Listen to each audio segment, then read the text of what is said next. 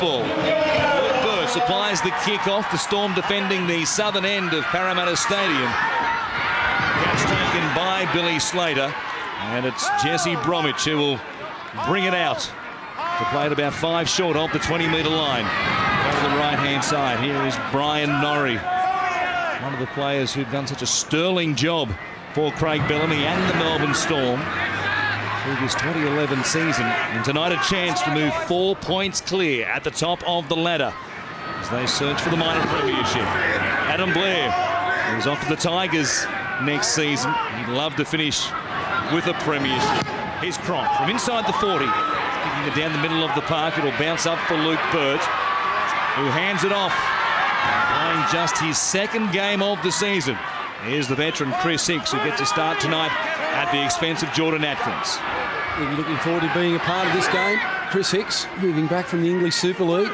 Hasn't tasted first grade since that early round performance. Looking to get heavily involved tonight, but it was a steady step from the Melbourne Storm that we've come to expect over the last couple of seasons. Getting to their kick. Now the short side go the Eels as Hayne takes it to the halfway line.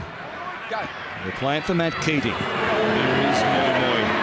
Came up early, then just held there, spacing the Melbourne Storm on the defensive line.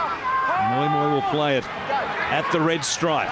Keating gives it back for Burt, who just hoofs it down the field. He'll head down towards Cecil Wanga, who got an awkward bounce. Luckily for him, he was able to get to it before it got back to the in-goal area. Ben Smith diving on top of him is Maurice Blair, wearing 4 but playing in the 5/8 role tonight. Let's go 4. Hold, Philly, hold. There's a big blow. Gareth Witter being out of this side. The English internationals in terrific form in the full-time number 6 role for Melbourne this season. Slater from dummy half, going across to Adam Blair. Up down there by Manor, Hindmarsh and also Moy. Now Norrie runs a long way. The Eels slow off their line right there. A good legs tackle by Keating, but it allowed Smith the chance to jump out from dummy half and get the kick away. Nicely played off the legs by Luke Burt. He brings it back out 35 from his own line. Yeah, we were wondering who was going to line up on Jared Hayne out on the right for the Melbourne Storm. Kevin Proctor, the back rower, Cooper Cronk and Bo Champion. And the 3 really that will look to contain Jared Hayne, who plays predominantly now on the left-hand side for the Eels. Here's Hindmarsh. Taking it inside the Melbourne Storm 40. 3 minutes gone. No score here on Monday Night Football as Keating goes down the short side. He finds Hayne and puts a bit of a shuffle on. Not much doing there. In fact, he's got into touch. Swung there and a good tackle by Bo Champion. Guys.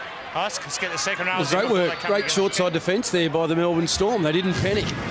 They worked together and they pushed Hayne towards the sideline. He was going out. Over the sideline. Looking to get involved early, Jared Hayne going down the short side. But just when you defend the ball players as good as Jared Hayne, you just can't afford to panic. You have to trust your systems and trust the men on the inside to be working with you.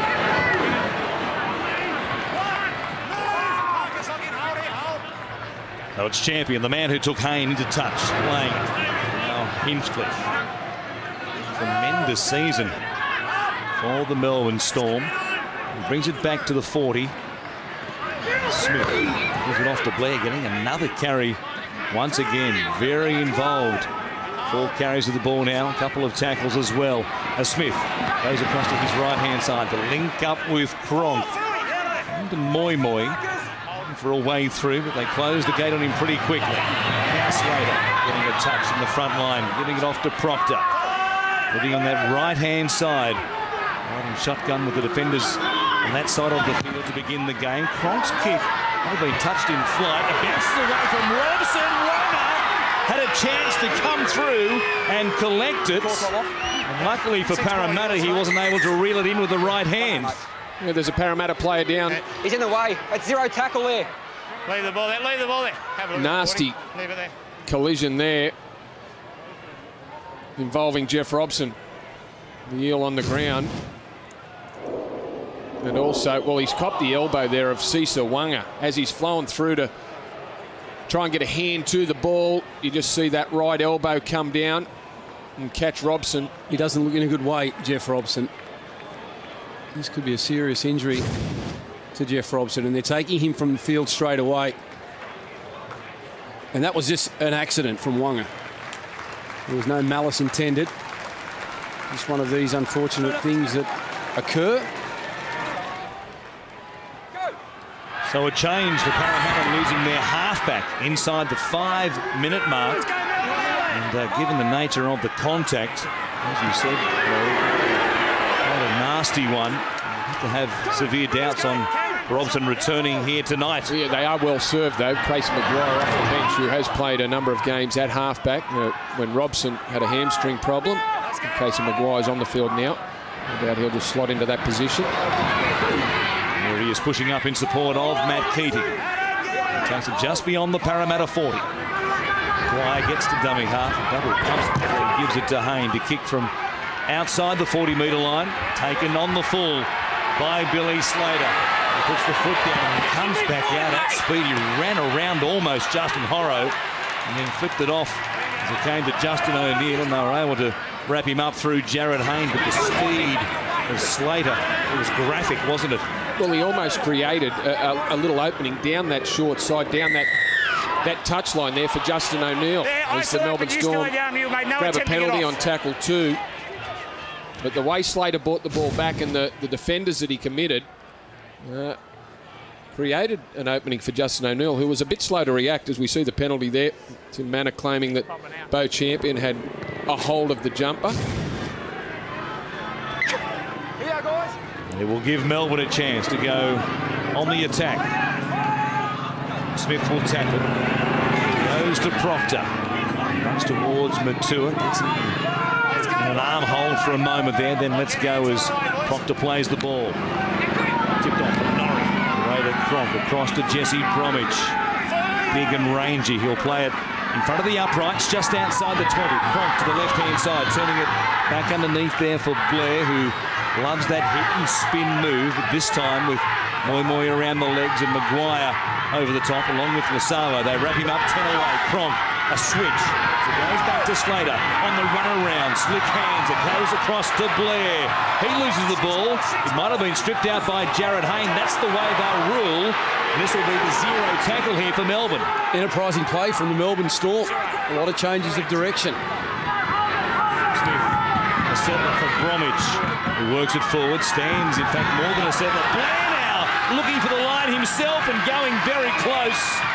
They'll stop him half a metre away. Smith, short side, quick hand, away to Wanga, who reached for the corner and will have to go upstairs to see if he made it. Granning, please. Well, we'll see if he touched the sideline. I've got doubts over whether he put the ball down or not. It looked like it bounced quite high, and it bounced into the hands of a Parramatta player. Waisili making the tackle on him. Oh, he's still got the hand on the ball now. Things are looking good. No, it's come out just before he's been able to force it. Great scramble defence from Parramatta. They're under pressure, and they moved across. There was the tackle before on Maurice Blair, which saved a try, a certain try. They were able to hold him out, and then they just scrambled when the Melbourne Storm went down that short side. But enterprising play from Melbourne. Plenty of ball movement. And the way Slater was able to slide across the line on the run around almost had Blair away. Here's Manor to play for Keating. The left-hand side, Matua.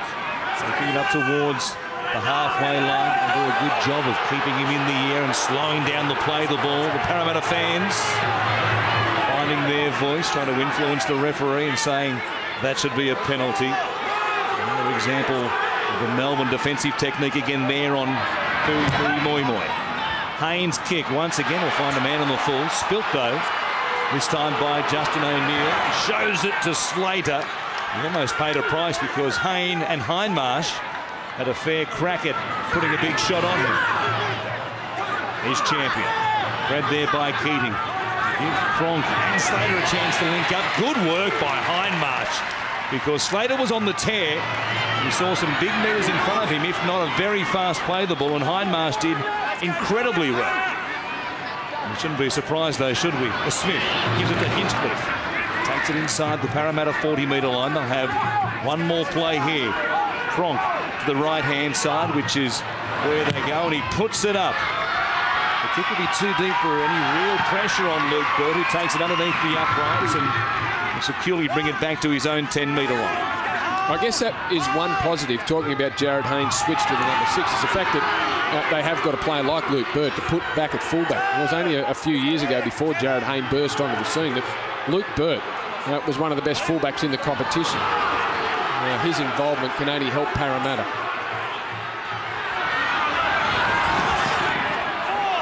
The Eels bring it out to the 40. Good run by Keating, who was looking for a faster play the ball. Moi coming towards Bromwich and Smith. Hinchcliffe around the legs. Again, 3 in the tackle. Last play for the Eels inside their own territory. Maguire under a little bit of pressure there from Bromwich, but got a good kick away. And a kick again away from Slater towards O'Neill, who sees a good straight line of blue jumpers in front of him. And as we go downstairs to the sideline, Andy, for a report on Jeff Robson. And Jeff has been taken straight up into the dressing room with Parramatta Dr. Steve McNamara, and the early suggestion is a compressed fractured cheekbone and a bad one. If that's the case, Jeff won't be back. He may well have also played his last game in Parramatta colours. Pretty well served when you can bring Casey Maguire onto the field, as we take a look at the Robson incident. Bringing Maguire onto the field to play in the halves, and it also doesn't disrupt the rotation too much. You're exactly right. And unfortunately, I think you could see that depressed fracture as we took a close-up of Robson before he left the ground. It did look nasty indeed. Now Cronk from inside the 40. Down towards Wyselling. He gets a bit of an awkward bounce. One way, then back the other. He brings it back beyond his 30. A couple of big plays there by Jared Hayne, who chased Justin O'Neill back in field, made the tackle on him, then put pressure on Cooper Cronk, forced a rush kick. Forced the kick only to travel 30 metres. So Parramatta in a much better position and earned themselves a penalty.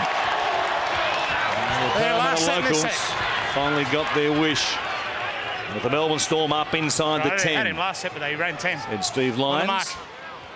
We'll give Parramatta a chance to go on the attack at the back end of this set of 6. Had a real crack. The Melbourne Storm at this end of the field so far in the game. They get one right now.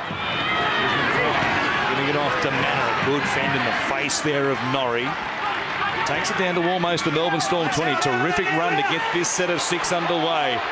Slow play the ball once again. They had him backwards, facing his own line for a moment there. Now Hindmarsh almost stepping away from them. Grabbed by Cameron Smith, but only just. Keating keeps it going. Moi running towards Norrie and Proctor. Cooper Cronk underneath him, showing great strength, driving towards the sideline. Keating comes back to Hayne.